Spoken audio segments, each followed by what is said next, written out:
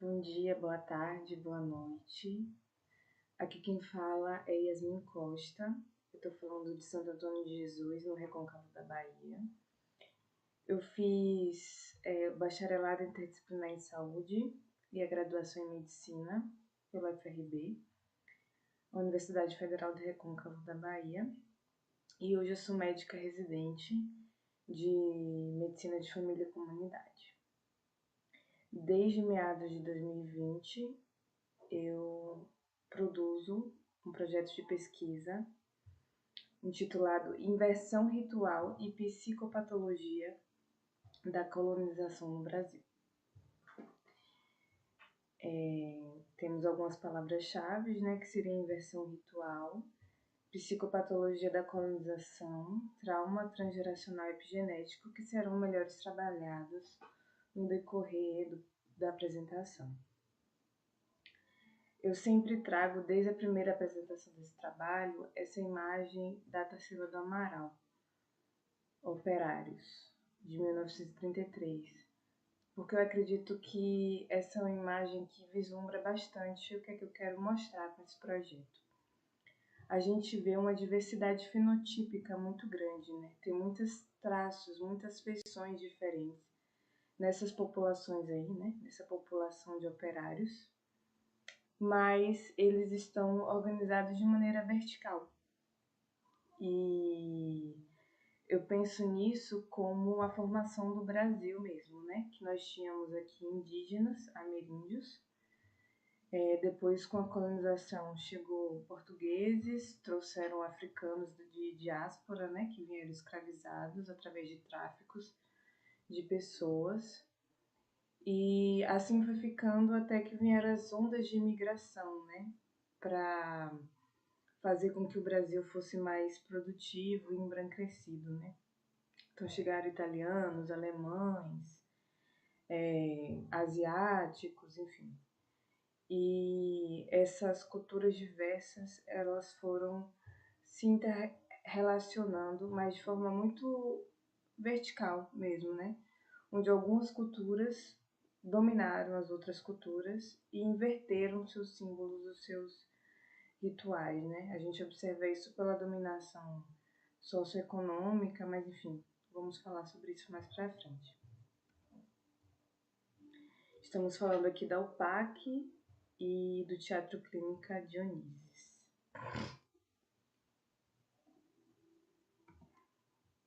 Nós temos um índice do trabalho, que eu vou falar sobre a definição do tema, pergunta geradora de hipótese, vou delimitar o problema, falar sobre o argumento, a justificativa, os objetivos, a hipótese, a revisão de literatura, né, o referencial teórico, a metodologia, instrumentos de coleta e referências bibliográficas. Então, para começar, sobre a definição do tema, né? Qual foi a pergunta geradora de hipótese? Quando eu comecei esse trabalho, em 2020, e comecei a comunicação de iniciação científica com Vitor Por Deus, ele me perguntou qual era a pergunta que movia a minha alma. Eu estava, digamos que recém-iniciada no candomblé. Eu me iniciei no candomblé em 2018, em janeiro, conheci Vitor em junho de 2020 e comecei a caminhar no candomblé em 2017. Então, a pergunta que movia a minha alma tinha muito a ver com o candomblé, né? Com as raizeiras, as benzedeiras, a caboclagem, e como isso tinha ficado transparente, como se fosse invisível para mim até então, que fui criada no cristianismo, né, no neopentecostalismo. Então, quando o Vitor perguntou qual era a pergunta que estava movendo a minha alma naquele momento, a pergunta foi, né, a perseguição religiosa dos povos colonizados no Brasil influencia o adoecimento psíquico de brasileiras e brasileiros na contemporaneidade? Isso porque eu já tinha ouvido falar algumas vezes de pessoas que foram impedidas, por exemplo, de dar santo ou de cultuar, né, sua ancestralidade e tinham enlouquecido. Algo que aparentemente aconteceu comigo, assim, porque antes de ser iniciada no candomblé eu estava com um processo de adoecimento que não era muito explicado pela ciência, né, pela biomedicina. E aí a gente começa as aulas de iniciação científica, enfim, no curso de psicopatologia epigenética na versão online, né, que eu entro em 2020. E a gente faz 2020, 2021, 2022, 2023, 2024, estamos aqui em 2025. Esse curso vai voltar no segundo semestre de 2025. E aí a gente começa a perceber a origem do trauma, né?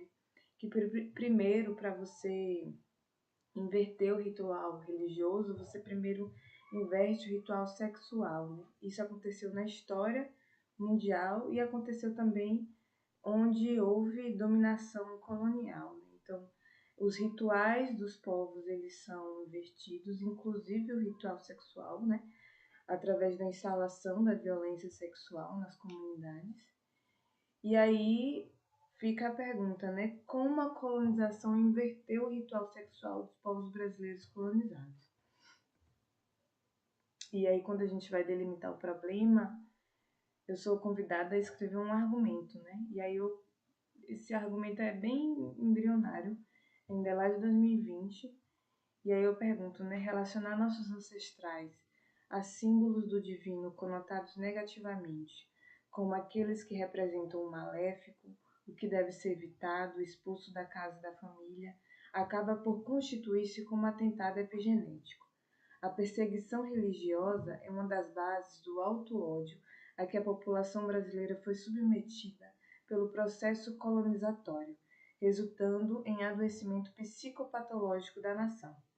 A colonialidade em curso, através do tripé ser, poder, saber, ainda é responsável por elaborar essas transversões de sentido dos símbolos cultuados pelas populações colonizadas. E aí eu acho que o máximo disso, né, dessa representação é Exu, a quem o Brasil, colônia, deve uma grande dívida, porque Exu, ele é sincretizado como o diabo, demoníaco, aquilo que deve ser afastado, sendo que nas nossas religiões, tanto de matrizes africanas como ameríndias, nem existe essa questão de pecado original, ou de algo que, enfim, representa o que deve ser negado, né? Existe, pelo contrário, uma diversidade muito grande de experiências e existe também as polaridades, né? As inversões simbólicas do espelho, digamos assim. E aí, a justificativa é basicamente isso, né?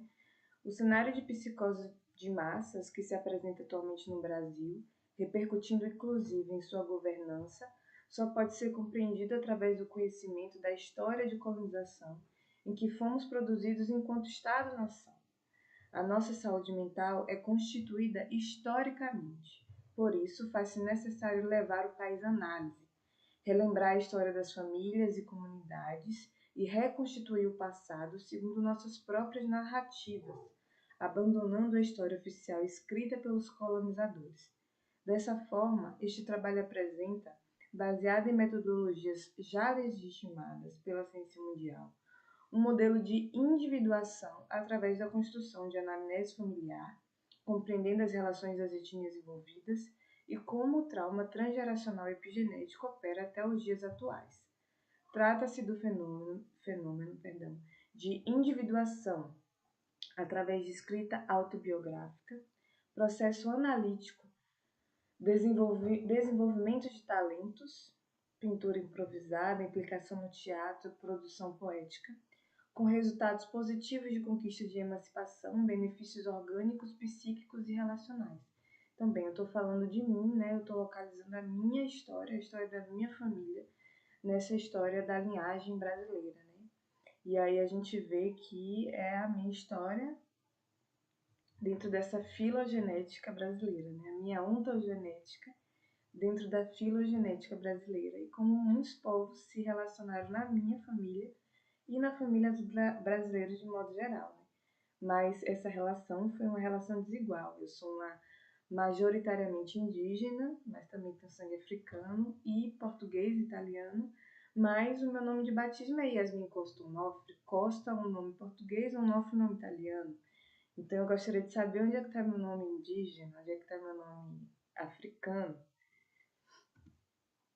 E aí os objetivos, né? A gente entende que o nosso corpo, ele é uma entidade de ação. Eu ajo com o meu corpo. Eu como, eu faço amor, eu brigo, eu rezo, eu entro em transe, eu caminho, eu sou uma pessoa que tem uma profissão, eu estou envolvida ali na sociedade de determinada maneira. Então, o meu corpo ele é uma entidade de ação e ele é constituído por rituais, né? Como a gente se alimenta, ritual, como a gente se organiza em coletivo, se é em roda ou se é em fila indiana, né? Tudo isso configura o que um povo é, né? E aí a gente vê que a colonização, ela altera os rituais, né? Então acaba alterando a epigenética, que é aquilo que está circundando a genética, né? A gente vai aprofundar isso mais para frente, enfim, em outras apresentações do trabalho, mas a partir do momento em que eu deixo de fazer assim e começo a fazer assado, né? Eu mudo a minha epigenética. A partir do momento que eu não posso cultuar Exu ou que eu não posso me alimentar ou me vestir, né, da forma como minha ancestralidade preconiza, eu estou mudando a minha epigenética. E essa modificação, né, essa interdição de ser quem você é, de ser africano, de ser ameríndio, isso cria enlouquecimento, né? E aí a hipótese é exatamente essa aqui. A gente vê no primeiro círculo, né, no círculo da sua esquerda, muitos povos africanos. No segundo círculo, muitos povos ameríndios brasileiros. No terceiro círculo, você vê a família real portuguesa e hoje somos todos portugueses, né? Todos europeus, vestindo igual, independente do nosso fenótipo, falando a mesma língua, enfim, tendo esse modo vivente, né, europeu. Então, os rituais dos povos colonizados são invertidos pela dominação epistemológica da colonização, né? Essa transversão de sentido, é disso que eu estou falando, né? Dessa forma, ou assimilam modos de vir de branco, ou perdem a possibilidade de ser, poder fazer. Quer dizer, até muito pouco tempo, lutar capoeira era um crime no Brasil, tocar candomblé também. Então, é disso que eu estou falando, né? E aí, quando a gente fala de revisão de literatura, tem esse antropólogo aí da USP, Wagner Gonçalves Silva, que discute bastante a questão da inversão ritual, né? Ele discute símbolos como Legba, né, Exu, e como o neopentecostalismo vem aprofundando essas inversões de sentido, né? Temos aí o Franz Fanon, com sua psicopatologia da colonização, principalmente pele negra, máscaras brancas, onde ele fala como os negros, né, ele se transveste de branco para ser aceito, né, em sociedades colonizadas. E o Conrad Washington, que está discutindo aí a questão da epigenética, e eu trago como trauma transgeracional epigenético, né? Como essa invasão europeia, que é um delírio, né? Um delírio de que tudo que tem em terras americanas é do europeu, seja minério, terras, vegetais e pessoas, né? É um grande delírio, isso o Fred Hickman vai discutir. Altera a epigenética dos povos, gerando adoecimento mesmo, psíquico. Então, referencial teórico, né? Este é um trabalho de psiquiatria transcultural e comunitária que compreende o contexto social do Brasil através da psicopatologia da colonização de Franz Fanon e se utiliza do método de psicohistoriografia de Frederick Hicklin para servir de exemplo de reconstituição da história das famílias e comunidades brasileiras, da psiquiatria Genise da Silveira como método terapêutico e diagnóstico, bem como da análise construída por Carl Gustav Jung. Observamos que a sociedade brasileira se constitui sobre uma série de inversões rituais, das quais fala o antropólogo brasileiro Wagner Gonçalves da Silva, que opera a partir do contexto de dominação sexual para os demais rituais. Segundo Freud, nos ajuda a compreender como os traumas sexuais geram adoecimento psíquico. Todos esses autores estão sistematizados na obra de Vitor Pordeus, orientador do projeto. Então, a metodologia principal é a autoetnografia, né? Eu estou estudando as minhas próprias imagens do inconsciente, né? Os instrumentos de coleta são as imagens do inconsciente individuais e coletivas. E aí eu fiz análise, né? Primeiro com Vitor Pordeus em 2020, 2021, 2022. Em meados de 2023, eu começo a transição para fazer a análise com Natália Cristina, onde eu continuo fazendo análise até o momento. E aí, em meados de 2020, eu começo a escrita dessa psicogênese da história, que é uma autoetnobiografia e iniciação científica, onde eu sistematizo tanto as minhas memórias, a história da linhagem, como esse referencial teórico que eu estou discutindo aqui com vocês. E aí, muito naturalmente, depois que eu li Imagens do Inconsciente de Niso da Silveira, eu comecei a pintar. E aí eu estou apresentando as pinturas em ordem cronológica. É um momento muito interessante quando você está desenhando um quadro. Eu faço tudo de maneira improvisada, eu começo a rabiscar a tela, sem qualquer noção do que eu estou fazendo, é como se fosse uma psicografia. E aí, ao final, o quadro vai se revelando para mim. Demora um tempo, mas eu começo a compreender as imagens do inconsciente. Muitas delas me aterrorizam, como essa daí, mas outras são muito bonitinhas também. E acredito que com o tempo eu ainda vá entendendo melhor essas imagens, né? E aí também começo a fazer livros de poesia. Eu já tinha um blog de poesia chamado Um Beijo em uma Dentada.blogspot.com, que durou de 2009 a 2021. Em 2021, né, eu faço um apanhado desse blog, Um Beijo em uma Dentada, e seleciono alguns poemas para que compossem, né, para compor esse livro aí, Amor em Trânsito, que foi o primeiro livreto de poesia que eu ilustrei toda à mão, e enfim, fiz todo à mão também, a ilustração gráfica, etc. E aí, em 2023, né, eu faço esse livro aí, A Tenda Vermelha, já com poesias inéditas, para custear a minha ida ao Congresso de Saúde Mental, lá no Sesc Belenzinho, que o Vitor produziu em março. O Amor em Trânsito ele já foi vendido, pagou até dentista, mas esse aqui também ele custeou a minha viagem. E em 2024 eu faço esse livro aí, que é o No Pé da Barriga, e ele custeou também uma viagem para o Festival de Jazz no Capão, em setembro de 2024. Esse livro aí ele é diferente porque ele é o meu primeiro de poesias eróticas, né, literatura erótica. Mas eu também começo a fazer teatro aqui em Santo Antônio de Jesus. Primeiro eu participei de uma oficina online durante a pandemia sobre Shakespeare, Romeu e Julieta. E aí fui convidada para as atividades presenciais quando teve a reabertura. E eu ensinei aí minha primeira peça, né? Essa aí, Quase Nada. Se eu não me engano, foi em 2022. E fiz uma vilã, né? A terapêutica da vilã. Eu fiz a vilã Verônica, né? Aqui uma foto, uma imagem deu representada aí ao meio. Foi bem interessante.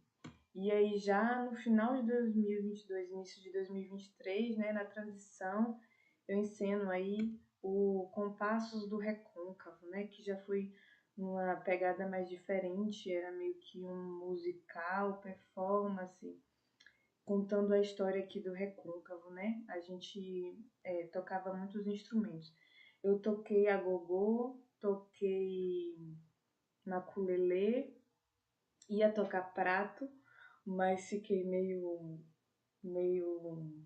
envergonhada de tocar prato, porque eu tenho um respeito, uma admiração muito grande, mas cantei, enfim, e desempenhei alguns papéis aí. E é sobre isso, né? Desde então eu venho fazendo a autobiografia, escrevendo e compondo aí as tessituras deste trabalho, né? Aqui são as minhas referências bibliográficas.